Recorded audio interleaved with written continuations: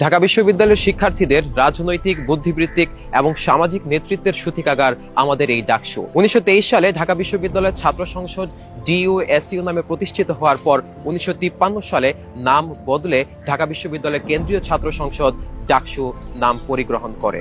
জন্মলগ্ন থেকেই ব্রিটিশ বিরোধী আন্দোলন, পাকিস্তান আন্দোলন, 52, 62, 69, স্বাধীনতা, 90-এর স্বৈরাচার বিরোধী আন্দোলন থেকে এদেশের প্রতিটি ক্রান্তি লগ্নে ছাত্র সমাজের নেতৃত্ব প্রদানের মাধ্যমে ডাকসু দেশের মানুষের আশা ও আকাঙ্ক্ষার মূর্ত প্রতীক হিসেবে প্রতিষ্ঠা লাভ করেছে। শিক্ষার্থীদের অধিকার রক্ষা, বিশ্ববিদ্যালয়ের শিক্ষার পরিবেশ নিশ্চিতকরণ, সামাজিক উন্নয়ন, বিভিন্ন লিডারশিপ অ্যাক্টিভিটিজের মাধ্যমে ভবিষ্যৎ বাংলাদেশের জন্য যোগ্য নেতৃত্ব গড়ে তুলতেই জন্ম নেয় ডাকসু। কিন্তু এদেশের ঐতিহাসিক প্রেক্ষাপটে ছাত্র সমাজের রাজনৈতিক সচেতনতা সবসময় শাসক শ্রেণীর নিদারুণ ভয়ের কারণ ছিল।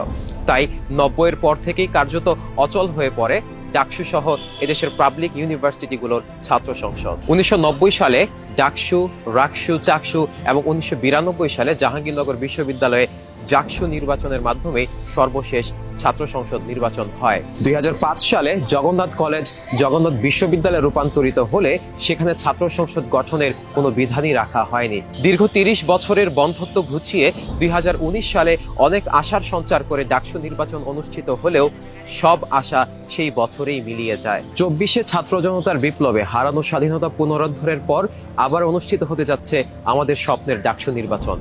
দীর্ঘদিনের অচল অবস্থার জন্য স্বাভাবিকভাবেই ঢাকা বিশ্ববিদ্যালয়ের অনেক শিক্ষার্থীর কাছে ডাকসুর গঠন কাঠামো, কার্যক্রম এবং ওভারঅল আইডিয়া সম্যকভাবে পরিষ্কার নয়। একই সাথে ডাকসুর কোনো সংস্কার প্রয়োজন কিনা এই বিষয়টিও আলোচনার দাবি রাখে। এই সবগুলো বিষয়কে একত্র করে আমরা একটি সিরিজ তৈরি করতে যাচ্ছি, যেখানে আমরা জানবো ডাকসুর গঠনতন্ত্র, সংবিধান, গঠন কাঠামো এবং নির্বাচন ব্যবস্থা নিয়ে। আমরা জানবো সারা বিশ্বের বিভিন্ন দেশে স্টুডেন্ট বডিগুলো কোন কোন ফরম্যাটে ফাংশন করছে।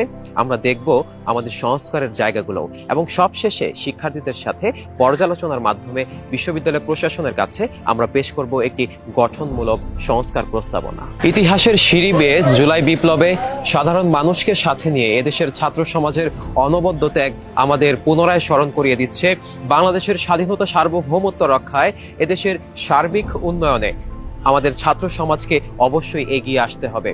দেশের সবগুলো বিশ্ববিদ্যালয়ের ছাত্র সংসদে নিয়ে আসতে হবে নবপ্রাণের জোয়ার, আর এর সূচনাটা হোক ডাকসু থেকেই।